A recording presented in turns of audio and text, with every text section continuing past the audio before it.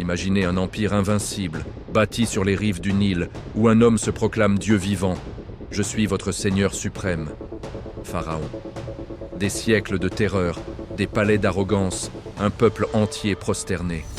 Puis, une nuit, un rêve terrifiant annonce sa chute. Un enfant issu des esclaves détruira son trône. Dans l'ombre de ce tyran naît Moïse, paix sur lui, protégé par Allah, élevé dans le palais même de son ennemi.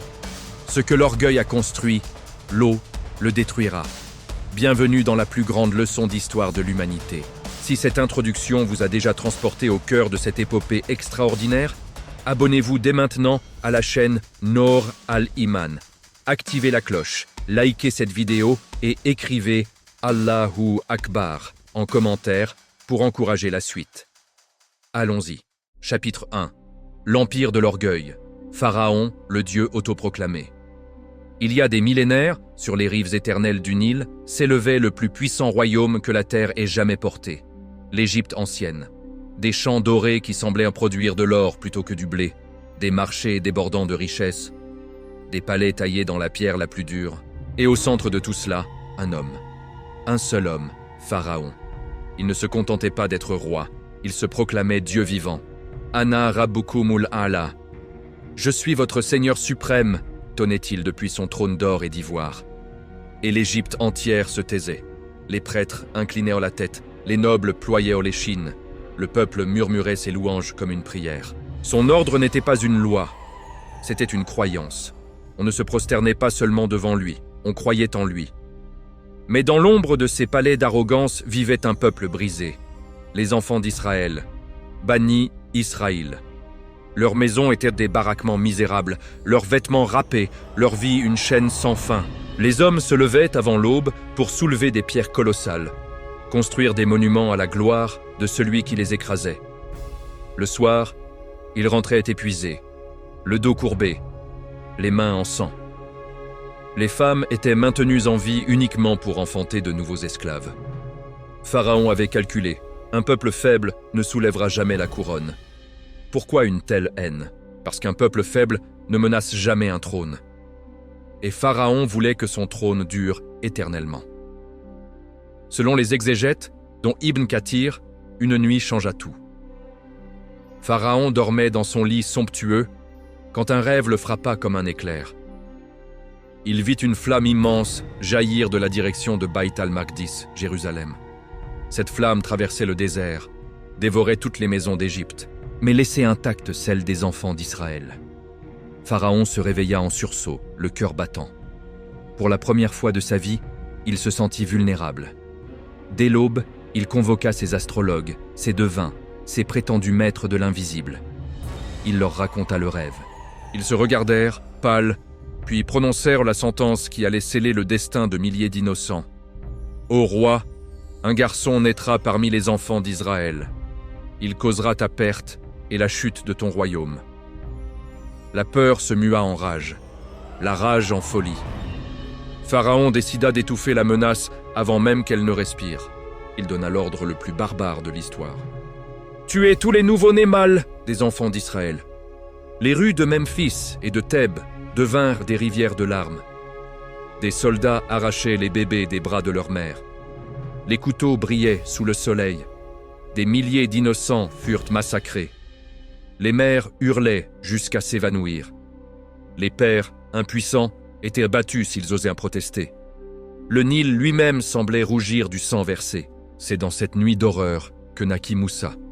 Moïse, paix sur lui. Sa mère, le cœur serré d'angoisse, le cacha autant qu'elle put. Chaque pleur de l'enfant était une menace de mort. Chaque jour, elle vivait dans la terreur qu'un soldat frappe à sa porte. Puis vint la révélation divine. Allah inspira à la mère de Moussa, « Allaite-le, et quand tu craindras pour lui, jette-le dans le fleuve. Ne crains rien, ne t'attriste pas. Nous te le rendrons et nous ferons de lui un messager. » Imaginez cette mère, imaginez sa main tremblante qui prépare un petit coffre de roseaux enduit de bitume.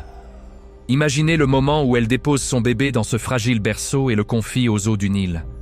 Les larmes coulent sans bruit. Le coffret glisse sur le courant, emportant l'espoir et la peur d'une mère.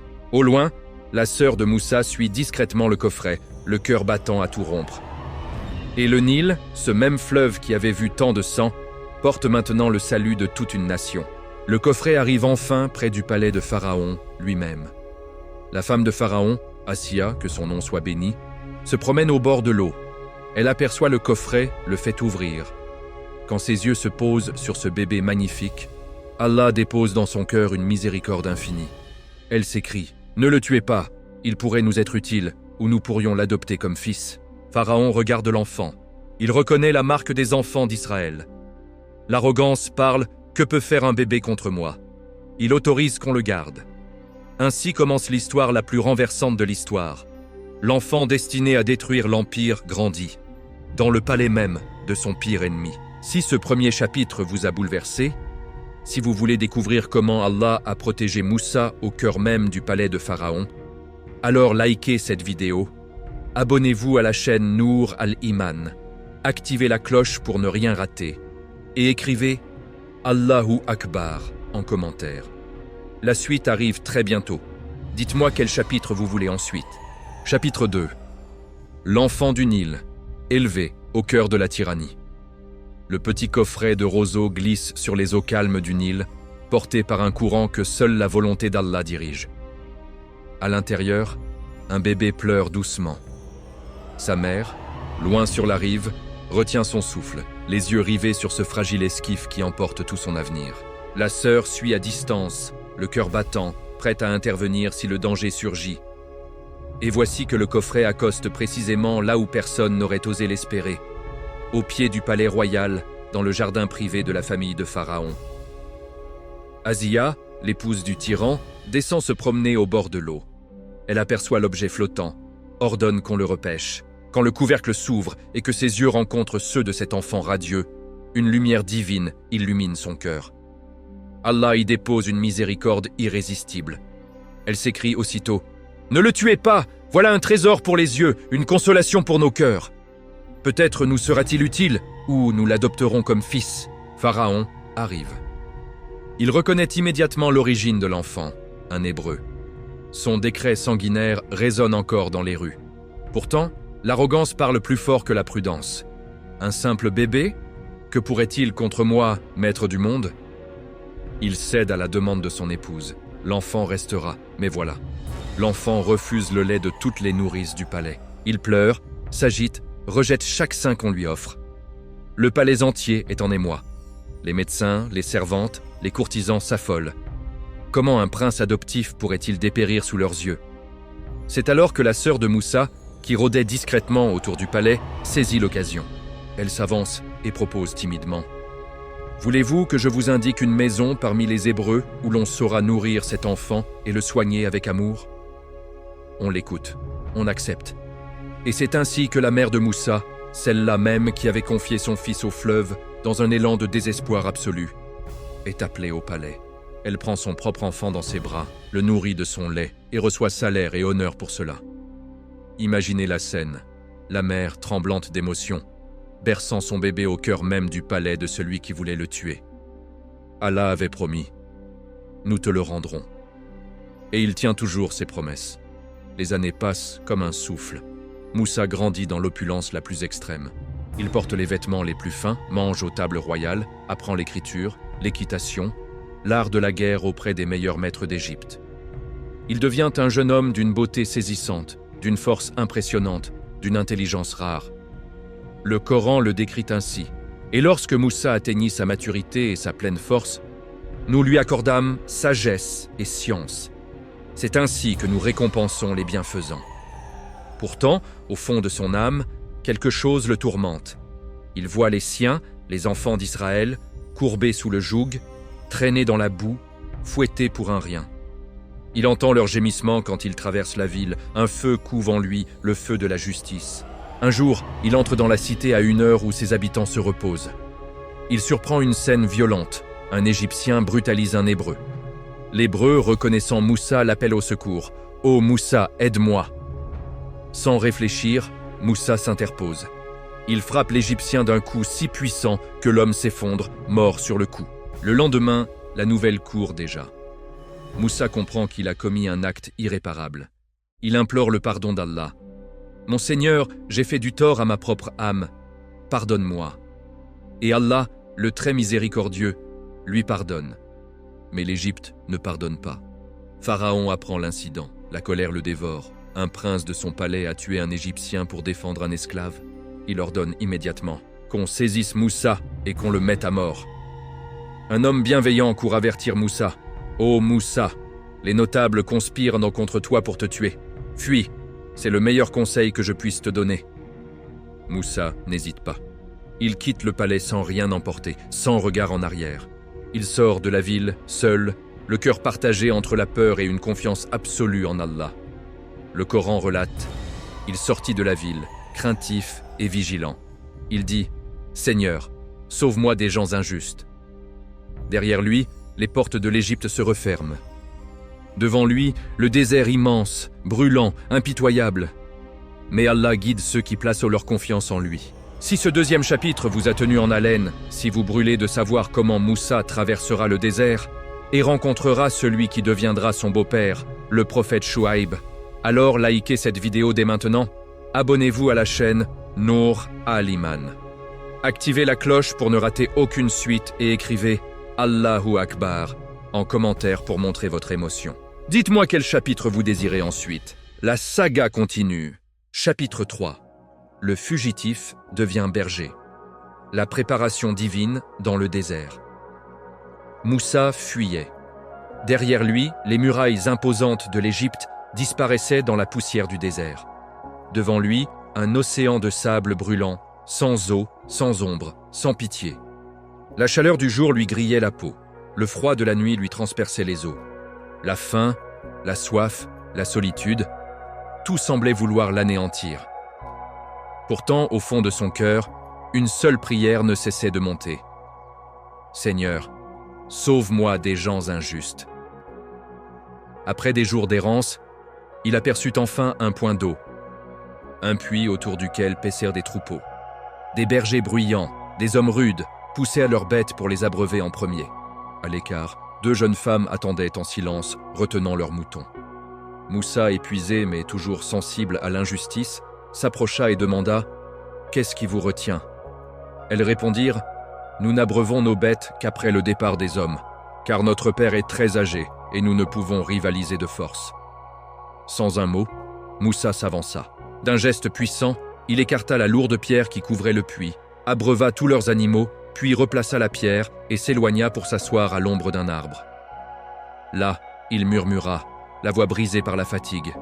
« Seigneur, j'ai tant besoin de la moindre bonté que tu pourrais m'accorder. » Peu après, l'une des 2 jeunes filles revint, timide, le visage voilé de pudeur. « Mon père t'invite pour te récompenser d'avoir abreuvé notre troupeau. » Moussa la suivit.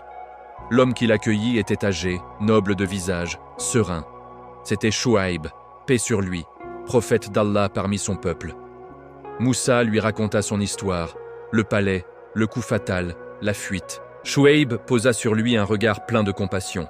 « N'aie pas peur, tu es désormais hors de portée des injustes. » L'une des filles dit alors à son père « Abba, engage-le. Il est fort et digne de confiance, le meilleur des hommes qu'on puisse embaucher. » Chouaïb proposa à Moussa « Je voudrais te marier à l'une de mes filles, à condition que tu me serves 8 années. Si tu complètes 10, ce sera de ta générosité. Je ne veux pas t'imposer de dureté. » Moussa accepta. Le contrat fut scellé. 10 années passèrent. L'ancien prince d'Égypte, habitué aux soieries et aux ordres, devint berger. Il guidait les troupeaux dans les vallées arides de Madian, affrontait le vent, la pluie, les prédateurs. Il apprenait la patience, l'humilité, la solitude profonde. Il méditait des heures entières sous les étoiles. Allah préparait son prophète. Celui qui devait affronter le plus grand tyran de l'histoire ne pouvait être forgé que dans l'école du désert. Un jour, la période accomplie, Moussa prit sa femme et partit vers l'Égypte, poussé par un appel intérieur. Une nuit froide, dans la vallée de Touwa, il aperçut au loin une lueur sur le flanc du mont Sinaï. Pensant trouver du feu pour réchauffer sa famille, il dit à son épouse « Restez ici, j'ai vu un feu. Peut-être en rapporterai-je une braise ou trouverai-je un guide. » Il s'approcha. Mais ce n'était pas une flamme ordinaire. Une lumière verte, pure, émanait d'un buisson qui brûlait sans se consumer. Soudain, une voix majestueuse, venant de partout et de nulle part, retentit. « Ô Moussa !» Il trembla de tout son être. « Je suis ton Seigneur. Ôte tes sandales. Tu te trouves dans la vallée sacrée de Touwa. Je t'ai choisi. Écoute ce qui va t'être révélé. » Moussa tomba à genoux. La voix continua. « Je suis Allah. Il n'y a de divinité que moi. Adore-moi et accomplis la prière en mon souvenir. Va vers Pharaon, il a dépassé toute limite. Dis-lui une parole douce, peut-être se rappellera-t-il ou craindra-t-il. » Moussa, submergé, répondit « Seigneur, j'ai tué un homme parmi eux. Je crains qu'il ne me tue. Ma langue est lourde, je ne suis pas éloquent. Mon frère Harin parle mieux que moi. Envoie-le avec moi comme soutien. » Allah répondit « Nous renforcerons ton bras par ton frère. Vous aurez pouvoir sur eux, ils ne vous atteindront pas. Par nos signes, vous deux et ceux qui vous suivront serez les vainqueurs. » À cet instant, la main de Moussa devint blanche de lumière. Sa canne se transforma en serpent vivant. Les deux plus grands miracles lui étaient donnés. L'ancien fugitif, le berger solitaire, était désormais messager d'Allah, chargé de défier l'homme qui se prenait pour Dieu. Le retour vers l'Égypte commençait. Le plus grand affrontement de l'histoire approchait. Si ce 3e chapitre vous a fait sentir la grandeur de la préparation divine, si vous voulez absolument savoir comment Moussa et Harin se présenteront devant Pharaon et ses sorciers, alors likez cette vidéo immédiatement, abonnez-vous à la chaîne Nour Al-Iman, activez la cloche pour être averti de chaque nouveau chapitre et écrivez Allahu Akbar en commentaire. Dites-moi quel chapitre vous voulez ensuite. La plus grande épreuve arrive. Chapitre 4. Le défi des sorciers, quand la vérité engloutit le mensonge. Moussa et Harin, paix sur eux, marchant vers le palais. Deux hommes simples, armés seulement de la parole d'Allah et de 2 miracles. Derrière eux, le désert. Devant eux, l'arrogance incarnée, Pharaon, entouré de ses courtisans, de ses gardes, de ses prêtres, assis sur un trône qui semble toucher le ciel. Ils entrent dans la grande salle aux colonnes peintes, le silence tombe. Pharaon les toise avec un sourire méprisant. « Alors, Moussa, toi qui as fui comme un criminel, tu reviens ? Et qui est donc ce Seigneur dont tu parles sans cesse ?» Moussa, la voix ferme, répond « Notre Seigneur est celui qui a donné à toute chose sa forme, puis l'a guidée, celui qui donne la vie et la mort. » Pharaon éclate d'un rire glacial. « La vie et la mort, moi aussi, je donne la mort quand je veux. Et la vie, je la donne à qui me plaît. » Puis, pour impressionner la cour, il ajoute « N'ai-je pas sur vous le pouvoir absolu ? Le Nil n'est-il pas à mes pieds ? N'ai-je pas bâti cet empire ?» Moussa reste calme. « Même si je t'apportais une preuve évidente, Pharaon, amusé, relève le défi. « Apporte-la si tu es véridique. » Moussa jette sa canne à terre. Instantanément, elle se transforme en un serpent gigantesque, vivant, qui rampe avec une rapidité terrifiante. La cour recule, terrifiée. Pharaon blêmit un instant, mais se ressaisit. « Ce n'est que de la sorcellerie, crie-t-il. Puis il ordonne « Convoquez les meilleurs magiciens d'Égypte. Nous verrons qui l'emporte. » Le jour du grand affrontement est fixé. Une immense place est préparée. Des dizaines de milliers de personnes se pressent. Les magiciens, fiers de leur science, arrivent en cortège, ornés de cordes et de bâtons. Pharaon leur promet montagne d'or et proximité royale s'ils triomphent. Les magiciens demandent « Qui commence ?» Moussa répond « Commencez, vous !» Ils jettent leurs cordes et leurs bâtons. Par leur art occulte, aidés par les démons, les cordes semblent se transformer en serpents qui courent sur le sol. La foule pousse un cri d'effroi. Même Haroun sent son cœur trembler. Mais Moussa, lui, sait. Allah lui avait dit « N'aie pas peur, tu seras le vainqueur. » Moussa jette alors sa canne. Elle devient un serpent énorme, réel, puissant. Il avance calmement et engloutit toutes les illusions des magiciens. Une à une, les fausses serpents disparaissent dans sa gueule. Plus rien. Le sol est vide. Les magiciens, experts en leur art, comprennent immédiatement. Ce n'est pas de la magie. C'est une puissance divine. Ils tombent tous à genoux, puis se prosternent, le front contre la terre, et crient « Nous croyons au Seigneur de Moussa et de Harin, nous croyons au Seigneur des mondes. » La foule est stupéfaite. Pharaon, rouge de rage, hurle « Vous croyez en lui avant que je ne vous y autorise ? C'est lui, votre maître, qui vous a enseigné la sorcellerie. Je vais vous faire couper les mains et les pieds opposés, puis vous faire crucifier sur les troncs des palmiers. Vous saurez alors qui punit le plus sévèrement. » Les magiciens, désormais illuminés par la foi, répondent avec une sérénité absolue. « Peu nous importe. Tu ne peux décider que de cette vie d'ici-bas. Nous croyons en notre Seigneur afin qu'il nous pardonne nos fautes et la sorcellerie à laquelle tu nous as contraints. Allah est meilleur et éternel. » Pharaon reste sans voix.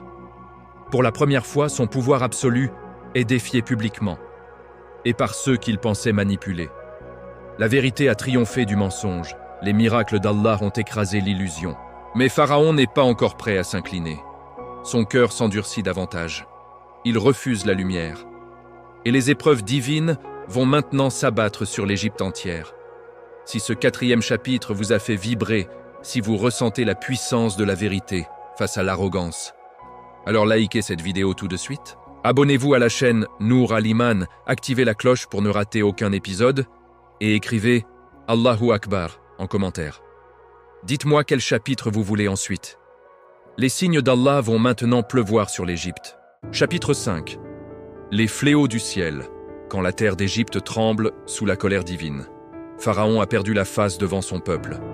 Les magiciens, ses propres champions, se sont prosternés devant le seigneur de Moussa et de Harin. Leur foi nouvelle, proclamée publiquement, est une gifle plus violente que n'importe quelle défaite militaire. Le tyran hurle, menace, promet les pires supplices. Mais le mal est fait. Une fissure apparaît dans le mur d'arrogance qui soutenait son trône. Il refuse pourtant de plier. Son cœur s'endurcit encore plus, comme le dit le Coran. Pharaon se détourna et rassembla sa ruse. Il accuse Moussa de complot, de sorcellerie supérieure, de trahison. Il ordonne la persécution des croyants. Les magiciens repentis sont crucifiés sous le soleil brûlant, mais leurs derniers mots résonnent dans tout le royaume. Ô Seigneur, verse sur nous la patience et fais-nous mourir en soumission à toi. Allah décide alors d'envoyer des signes clairs, irréfutables à toute la nation égyptienne. Pas seulement à Pharaon, mais à chaque habitant, pour qu'aucun ne puisse dire « Je n'ai pas vu ». Le premier fléau frappe comme un coup de tonnerre. Une crue monstrueuse du Nil, bien plus violente que toutes les inondations connues. L'eau monte, déborde, envahit les champs, les villages, les greniers. Au lieu de déposer la terre fertile habituelle, elle charrie boue et destruction. Les cultures sont noyées, les réserves pourries. La famine menace déjà. Les Égyptiens, terrifiés, courent vers Pharaon. Demande à Moussa d'invoquer son Seigneur pour faire cesser cela. Pharaon, affolé, fait appeler Moussa. « Prie ton Seigneur de retirer ce déluge, et je laisserai partir les enfants d'Israël. » Moussa invoque Allah. L'eau redescend, les champs réapparaissent. Pharaon, soulagé, reprend son arrogance. Ce n'était qu'une crue exceptionnelle. Je reste le maître. Promesse rompue. Deuxième fléau. Les sauterelles. Pas quelques insectes, mais des nuages noirs, immenses, qui obscurcissent le soleil. Elles tombent comme une pluie vivante, dévorent chaque brin d'herbe, chaque feuille, chaque fruit qui avait survécu à l'inondation. Les arbres sont dépouillés en quelques heures. Les greniers ouverts sont vidés. La faim devient réelle. Les Égyptiens crient de nouveau. Pharaon rappelle Moussa. « Prie pour nous, et je les laisserai partir. » Moussa prie. Un vent violent emporte les sauterelles. Pharaon rit. « Voyez, ma terre est sauvée. » Et il oublie sa promesse. Troisième fléau. Les poux, ou selon certains exégètes, les charançons et insectes minuscules. Ils sortent de la terre, envahissent les maisons, les lits, les vêtements, la peau des hommes et des animaux. Rien ne les arrête. Les Égyptiens se grattent jusqu'au sang. Même les magiciens restants, ceux qui n'avaient pas cru, avouent « Ceci est le doigt d'Allah ». Et Pharaon, lui, serre les dents et refuse encore. Quatrième fléau, les grenouilles. Elles surgissent par millions des canaux et du Nil. Elles entrent dans les palais, dans les fours, dans les plats, dans les lits. Leur coassement incessant rend fou. On ne peut plus manger, dormir, vivre. Pharaon, exaspéré, appelle Moussa. « Fais-les disparaître, et je vous laisserai partir. » Moussa prie. Les grenouilles meurent par millions, dégageant une puanteur insupportable. Mais Pharaon renie encore sa parole. Cinquième fléau. Le sang. Tout l'eau d'Égypte se transforme en sang. Le Nil, les puits, les citernes, même l'eau conservée dans les jarres. Les poissons crèvent, flottent, pourrissent, la soif rejoint la faim. Les Égyptiens creusent désespérément pour trouver de l'eau claire, en vain. Seuls les enfants d'Israël, dans leur quartier, ont de l'eau pure. Le contraste est criant. Pharaon, assoiffé comme les autres, promet encore et trahit encore. D'autres fléaux suivirent selon les exégètes. La mort du bétail, les ulcères sur les corps, la grêle de feu qui détruisit ce qui restait de récolte. À chaque fois, le même cycle, terreur, promesse, délivrance, trahison. Le cœur de Pharaon devient comme une pierre. Allah dit dans le Coran: « Nous avons saisi Pharaon et son peuple par des années de sécheresse et de diminution des fruits, afin qu'ils se souviennent. Mais quand leur venait le bien, ils disaient « Cela nous est dû ». Et quand le mal les touchait, ils l'attribuaient à l'influence néfaste de Moussa et de ceux qui étaient avec lui. À la fin, après 9 signes terrifiants, Pharaon reste sourd. Mais Allah prépare le dernier acte. Il ordonne à Moussa: « Fais sortir mon peuple de nuit. Je vais vous guider. » Les enfants d'Israël reçoivent l'ordre divin. Marquez vos portes, préparez l'agneau pascal. Mangez debout, prêts à partir. La délivrance finale approche. Et avec elle, la plus grande épreuve de Pharaon. Si ce 5e chapitre vous a fait frissonner devant la puissance des signes d'Allah, si vous voulez découvrir la nuit du départ et le miracle de la mer, alors likez cette vidéo sans attendre, abonnez-vous à la chaîne Nour Al-Iman, activez la cloche pour ne rien manquer et écrivez Allahu Akbar en commentaire. Dites-moi quel chapitre vous désirez ensuite. L'histoire atteint son apogée. Chapitre 6. La nuit de l'Exode, quand les chaînes tombent dans l'obscurité. Après 9 signes terrifiants, l'Égypte n'est plus que ruines et désespoir. Les champs sont ravagés, les greniers vides, l'eau empoisonnée, les corps couverts de plaies. Le peuple murmure contre Pharaon. Les courtisans eux-mêmes commencent à douter. Mais le tyran, aveuglé par son orgueil, refuse toujours de libérer les enfants d'Israël. Son cœur est scellé, comme le dit le Coran. Nous avons mis un sceau sur leur cœur, afin qu'ils ne comprennent pas. Allah, le très miséricordieux, le tout-puissant, décide alors la délivrance finale. Il révèle à Moussa: « Fais sortir mon peuple de nuit, je vais vous montrer un chemin. Pharaon vous poursuivra, mais je vais le submerger, lui et son armée. » La nuit tombe sur l'Égypte comme un voile de mystère. Dans les quartiers misérables des enfants d'Israël, un ordre circule en chuchotement. Préparez-vous au départ immédiat. Chaque famille sacrifie un agneau sans défaut, roistit sa viande, mange debout, la ceinture aux reins, les sandales aux pieds, le bâton à la main. Ils marquent leur porte avec le sang de l'agneau, signe de protection contre le dernier fléau qui frappera les Égyptiens cette nuit-là. À minuit, un cri immense traverse le pays. Dans chaque maison égyptienne, l'aîné meurt subitement. Du palais royal aux huttes les plus pauvres, la mort frappe sans distinction. Pharaon lui-même perd son fils premier-né. Le tyran, brisé pour la première fois, hurle dans l'obscurité: « Sortez, partez tous, emportez tout ce que vous voulez !» Les Égyptiens, terrifiés, pressant les Hébreux de quitter le pays, leur offrant or, argent, vêtements, pourvu qu'ils partent et que le malheur cesse. 600 000 hommes adultes, sans compter femmes et enfants, une multitude immense, quittent l'Égypte cette nuit-là. Ils emportent avec eux les ossements de Youssouf, paix sur lui, accomplissant ainsi une promesse ancienne. Une colonne de nuée les guide le jour, une colonne de feu la nuit. Allah lui-même marche devant eux. Moussa les conduit vers la mer des joncs, la Yamsouf. Pas par le chemin le plus court, celui des Philistins, car Allah dit: « Ils pourraient voir la guerre et retourner en Égypte. » Non, un chemin plus long, plus difficile, qui semble les mener droit dans un piège. Au palais, Pharaon se réveille le lendemain matin, le silence, les rues vides, les esclaves partis. La rage remonte, plus forte que la peur. « Qu'avons-nous fait? Nous avons laissé partir notre main-d'œuvre. » Il rassemble son armée. 600 chars d'élite, des cavaliers, des fantassins, innombrables. Toute la puissance militaire d'Égypte se met en marche pour rattraper les fuyards. Les enfants d'Israël arrivent au bord de la mer. Devant eux, une étendue d'eau immense, infranchissable. Derrière eux, le désert. À l'horizon, un nuage de poussière annonce l'arrivée imminente de Pharaon et de son armée. Les chars grondent, les chevaux hennissent, les armes brillent sous le soleil. La panique s'empare du peuple. Il crie contre Moussa. « Était-il trop étroit, l'Égypte, pour que tu nous amènes mourir dans le désert? Pourquoi nous as-tu fait sortir? Ne te disions-nous pas, laisse-nous servir les Égyptiens, c'est mieux que mourir ici ?» Moussa, immobile face à la mer, lève la voix avec une assurance divine. « N'ayez pas peur, tenez-vous tranquille, et vous verrez le salut que le Seigneur va opérer pour vous aujourd'hui.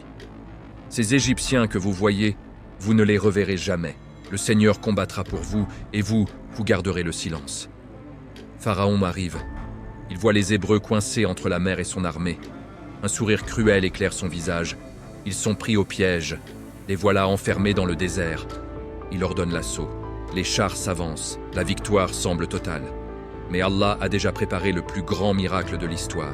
La colonne de nuée se déplace soudain et se place entre les deux camps, plongeant l'armée égyptienne dans une obscurité totale, tandis que les enfants d'Israël restent dans la lumière. Toute la nuit, un vent puissant, envoyé par Allah, souffle sur la mer. Et l'impossible commence à se produire.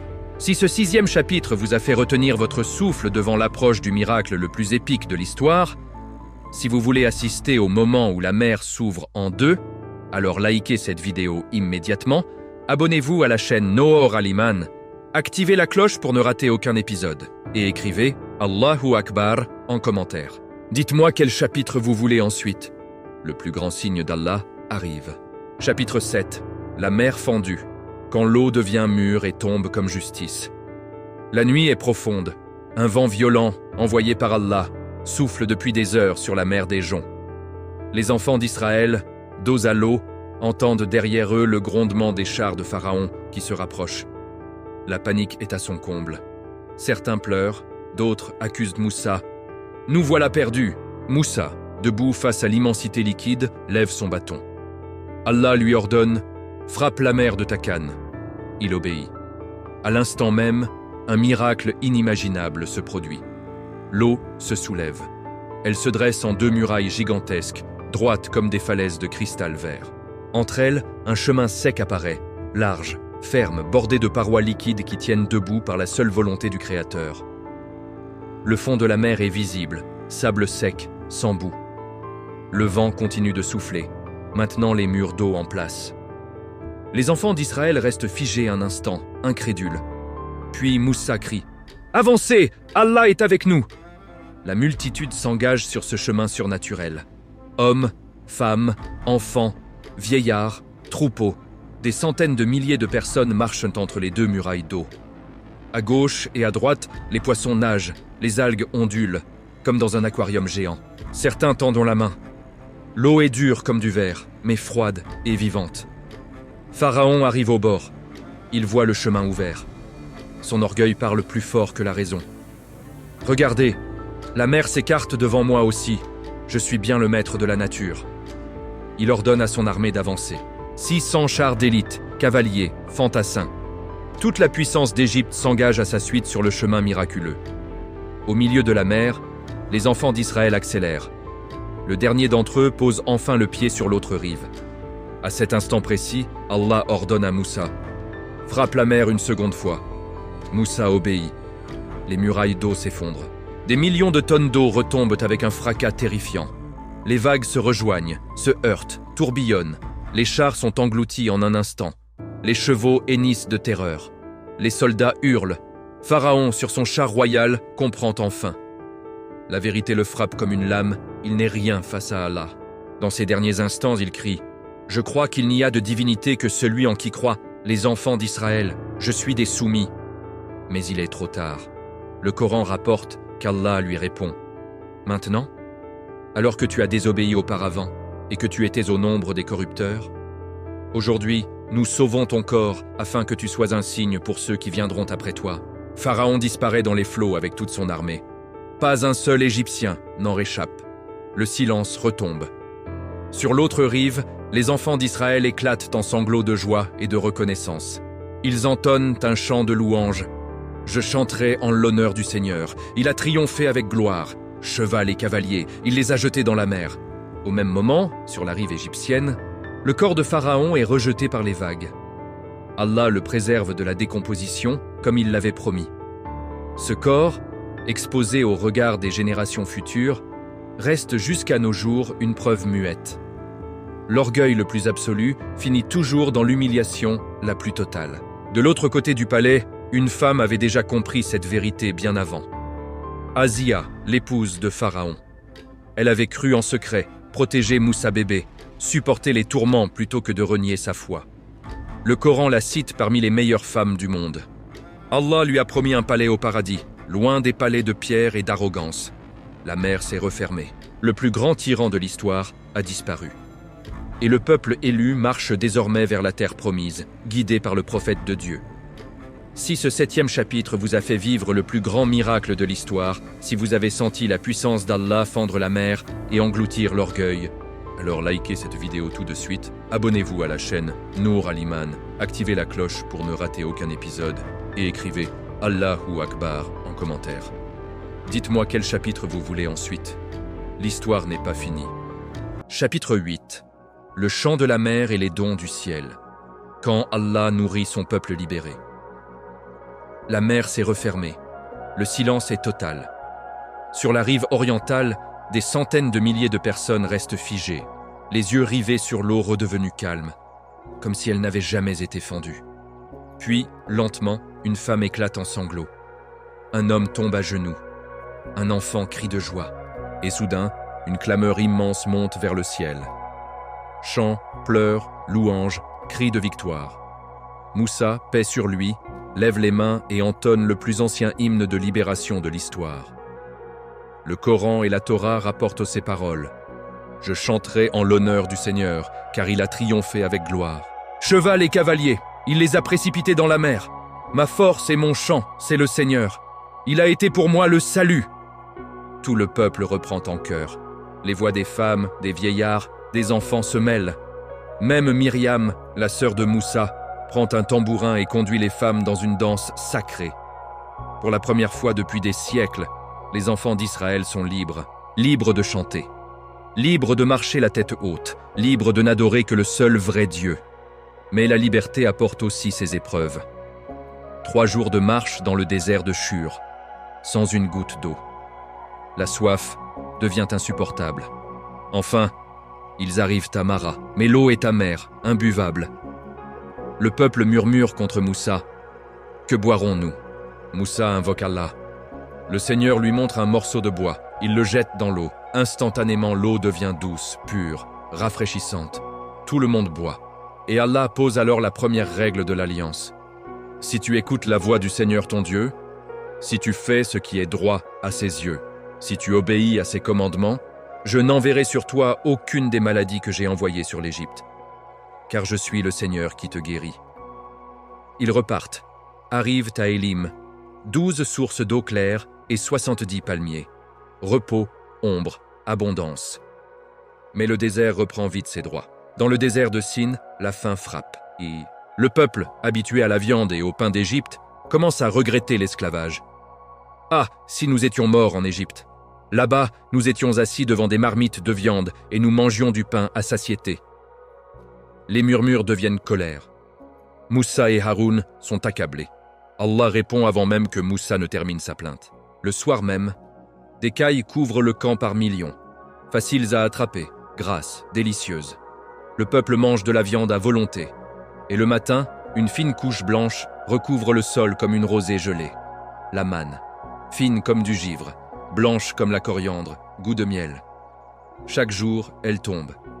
Chaque famille ramasse exactement ce dont elle a besoin. Ni plus, ni moins. Le 6e jour, double portion pour le sabbat. Miracle quotidien pendant 40 ans. Allah nourrit son peuple directement du ciel, mais l'épreuve de l'eau revient à Réphidim. Plus une goutte. Le peuple est prêt à lapider Moussa. « Donne-nous de l'eau !» Moussa crie à Allah. « Que vais-je faire de ce peuple? Encore un peu et ils me tueront à coups de pierre. » Allah ordonne. « Prends ton bâton, celui avec lequel tu as frappé le Nil. Va devant le peuple. Je me tiendrai devant toi sur le rocher de Horeb. Frappe le rocher, l'eau en jaillira. » Moussa obéit. Le bâton frappe la pierre. Une source puissante jaillit, abondante, fraîche. Tout le monde boit, les troupeaux aussi. Le lieu est nommé Massa et Meriba, épreuve et querelle. Et pendant que le peuple boit, une nouvelle menace surgit. Les Amalécites attaquent monde par surprise. Josué organise la défense. Moussa monte sur la colline, lève les mains vers le ciel. Tant que ses mains restent levées, Israël l'emporte. Quand elle s'abaisse de fatigue, Amalek prend l'avantage. Aaron et Our soutiennent ses bras jusqu'au coucher du soleil. Victoire totale. Allah promet « J'effacerai la mémoire d'Amalek de dessous les cieux ». Miracle après miracle, épreuve après épreuve, Allah forge son peuple. De la mer fendue à la manne céleste, de l'eau du rocher à la victoire militaire. Tout annonce l'événement le plus grandiose qui approche, la rencontre directe avec Allah au mont Sinaï. Si ce 8e chapitre vous a émerveillé devant la générosité infinie d'Allah envers son peuple libéré, si vous voulez vivre le moment où le ciel s'ouvre et où la loi divine descend, alors likez cette vidéo tout de suite. Abonnez-vous à la chaîne Nour Al-Iman, activez la cloche pour ne rien manquer et écrivez Allahu Akbar en commentaire. Dites-moi quel chapitre vous voulez ensuite. Le Sinaï nous attend. Chapitre 9. Le tonnerre du Sinaï, quand Allah parle et la montagne tremble. Le peuple marche depuis des mois. Derrière lui, la mer refermée sur Pharaon. Devant lui, le désert immense qui semble ne jamais finir. Mais une promesse brûle dans le cœur de Moussa. La rencontre avec Allah au mont Sinaï, là où la flamme verte avait jadis surgi du buisson. Ils arrivent enfin dans la plaine aride au pied du mont. Le lieu est austère, majestueux, effrayant. Le Sinaï se dresse, sombre et escarpé, comme un trône de pierre taillé par la main divine. Allah ordonne à Moussa, « Dis au peuple de se purifier, qu'ils lavent leurs vêtements, qu'ils s'abstiennent de tout rapport pendant 3 jours. Le 3e jour, je descendrai sur la montagne à la vue de tout le peuple. » Le 3e jour arrive. Un silence lourd tombe sur le camp. Soudain, le ciel s'assombrit. Des éclairs zèbrent l'horizon. Le tonnerre gronde comme 1000 tambours de guerre. Une nuée épaisse, noire, tourbillonnante enveloppe le sommet. Une trompette surnaturelle, le chauffard divin, retentit, de plus en plus fort, jusqu'à faire vibrer les poitrines. La montagne entière tremble. De la fumée s'élève comme d'un four géant. Le peuple recule, terrifié. Même les plus courageux tombent à genoux. Allah impose des limites. Que personne ne touche la montagne, ni homme ni bête, sous peine de mort. Le peuple reste en bas, tremblant, tandis que Moussa monte seul vers la nuée. Là-haut, dans la présence divine, Allah parle. Sa voix n'est pas un son humain, elle est la réalité même. Il prononce les 10 paroles, les 10 commandements qui deviendront le fondement de toute morale véritable. Je suis l'Éternel, ton Dieu, qui t'ai fait sortir du pays d'Égypte, de la maison de servitude. Tu n'auras pas d'autre Dieu devant ma face. Tu ne te feras pas d'image taillée. Tu ne prendras pas le nom de l'Éternel, ton Dieu, en vain. Souviens-toi du jour du sabbat pour le sanctifier. Honore ton père et ta mère. Tu ne tueras point. Tu ne commettras point d'adultère. Tu ne déroberas point. Tu ne porteras point de faux témoignages. Tu ne convoiteras point. Chaque parole résonne comme un coup de tonnerre. Le peuple, en bas, entend la voix mais pas les mots distincts. Il crie à Moussa, « Parle-nous toi-même et nous écouterons. Mais que Dieu ne nous parle pas, de peur que nous ne mourions. » Moussa reste 40 jours et 40 nuits sur la montagne, sans manger ni boire. Allah lui remet 2 tables de pierre, écrites du doigt même de Dieu, contenant la loi et les commandements. Le visage de Moussa rayonne d'une lumière surnaturelle quand il redescend. Il ne le sait pas encore. Mais pendant ces 40 jours, l'absence de Moussa pèse. Le peuple, encore fragile dans sa foi nouvelle, s'impatiente. Ils entourent Aaron. « Nous ne savons pas ce qui est arrivé à cet homme, Moussa. Fais-nous des dieux qui marchent devant nous. » Aaron, faible devant la pression, demande leurs bijoux d'or. Ils font un veau d'or. Le peuple crie « Voici tes dieux, Israël, qui t'ont fait sortir d'Égypte. » Des fêtes idolâtres commencent. Danses, sacrifices, débauches. Le bruit monte jusqu'au ciel. Allah informe Moussa. « Descends vite, ton peuple s'est corrompu, ils ont fait un veau d'or et l'adorent. » La colère divine est immense, mais Moussa intercède. « Seigneur, pourquoi ta colère s'embraserait-elle contre ton peuple que tu as fait sortir d'Égypte à grande puissance? Souviens-toi d'Abraham, d'Isaac, d'Israël. Allah accepte l'intercession. » Moussa descend. portant les 2 tables sacrées. Quand il voit le veau et les danses, sa colère explose. Il jette les tables qui se brisent au pied de la montagne. Il saisit le veau, le brûle, le réduit en poudre, la jette dans l'eau et force les idolâtres à la boire. Il confronte Aaron. « Qu'est-ce que ce peuple t'a fait pour que tu l'aies entraîné dans un si grand péché ?» Aaron se défend faiblement. Moussa appelle alors. « Qui est pour l'Éternel? À moi !» Les fils de Lévi se rassemblent. Sur ordre divin, ils traversent le camp et punissent les coupables. 3000 hommes tombent ce jour-là. Moussa retourne sur la montagne. Il supplie « Ce peuple a commis un grand péché, mais maintenant, pardonne leurs fautes. Sinon, efface-moi du livre que tu as écrit. » Allah répond « C'est celui qui a péché contre moi que j'effacerai. » Il frappe le peuple d'une plaie, mais promet de continuer à les guider. Il ordonne à Moussa de tailler 2 nouvelles tables de pierre. Moussa monte encore. Allah descend dans la nuée et proclame son nom devant lui. L'Éternel, l'Éternel. Dieu miséricordieux et compatissant, lent à la colère, riche en bonté et en fidélité. Moussa se prosterne et intercède encore. Allah renouvelle l'alliance. Quand Moussa redescend cette fois, son visage rayonne si fort que le peuple ne peut le regarder. Il doit mettre un voile pour leur parler. Désormais, chaque fois qu'il entre dans la tente de la rencontre pour parler à Allah, il retire le voile. À la sortie, son visage brille à nouveau. Le pacte est scellé, la loi est donnée. Le peuple, purifié par le repentir, est prêt à recevoir les instructions pour le tabernacle, la demeure d'Allah parmi eux. Si ce 9e chapitre vous a fait trembler devant la majesté divine et la gravité du péché, si vous voulez découvrir la conclusion de cette épopée et les leçons éternelles de l'histoire de Moussa, alors likez cette vidéo immédiatement. Abonnez-vous à la chaîne Nour Al-Iman, activez la cloche pour ne rien manquer et écrivez Allahu Akbar en commentaire. Dites-moi si vous voulez le chapitre final maintenant. La plus grande leçon arrive. Chapitre 10. Les leçons éternelles. Ce que l'histoire de Moussa nous enseigne aujourd'hui. Des siècles ont passé, mais l'histoire résonne encore comme un tonnerre dans nos cœurs. Pharaon, l'homme qui se proclamait Dieu, gît au fond de la mer, son corps préservé par Allah comme un signe pour l'humanité entière. Le Coran le dit clairement. Aujourd'hui, nous sauvons ton corps afin que tu sois un signe pour ceux qui viendront après toi. Et certes, beaucoup de gens sont inattentifs à nos signes. Ce corps, découvert il y a plus d'1 siècle par les archéologues, exposé dans un musée du Caire, mumifié avec une expression figée de terreur. Voilà la preuve tangible. L'orgueil le plus absolu, la puissance la plus écrasante réduisent à une dépouille muette qui rappelle à chaque visiteur « Personne n'échappe à Allah ». Que retenir de cette épopée fulgurante? D'abord, l'arrogance est la mère de toutes les chutes. Pharaon avait tout, richesse, armée, palais, adoration forcée. Il lui manquait l'essentiel, la reconnaissance du Créateur. À chaque signe, il choisissait l'aveuglement.